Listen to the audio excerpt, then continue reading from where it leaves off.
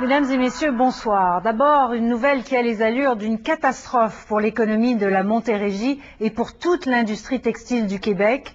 6 usines de textile de Huntingdon fermeront leurs portes au cours des prochaines semaines. 5 de ces usines appartiennent à la compagnie Klein & Tinker et l'autre à Huntingdon Mills. Au total, ce sont donc 725 travailleurs qui vont se retrouver sans emploi dans une ville qui compte 2600 habitants. Alain Picard est à Huntingdon. Alain, d'abord, qu'est-ce qui pousse ces compagnies à fermer leurs portes? Deux causes, Céline. La première et la plus importante, la dévaluation du dollar américain et, par conséquent, l'augmentation de la valeur du dollar canadien. Cette compagnie exportait le plus clair de sa production aux États-Unis. Et cette exportation ne rapporte plus. La compagnie a donc décidé de plutôt, à l'avenir, faire ses vêtements soit aux États-Unis ou encore dans des pays en voie de développement. La deuxième nous amène justement, la deuxième raison, dans ces pays en voie de développement, une nouvelle entente entre en vigueur le 1er janvier.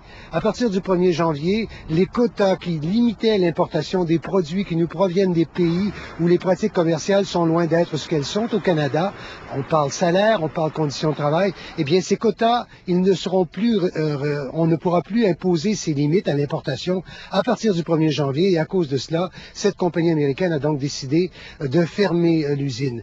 La convention collective était échue depuis le mois de mai. Le syndicat négociait avec la partie patronale.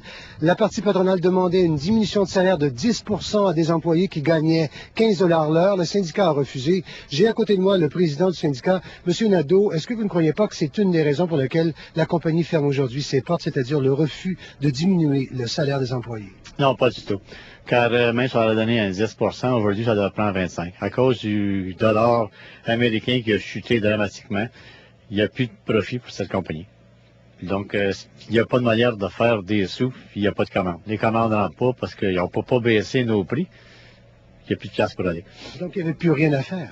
Il n'y a plus beaucoup à faire, non. Il aurait fallu que le gouvernement nous aide avant, puis le gouvernement a laissé le dollar chuter. Et le gouvernement rentre, la Chine rentrée, ouvert complètement au marché canadien, puis il n'y a plus de place pour aller pour nous autres.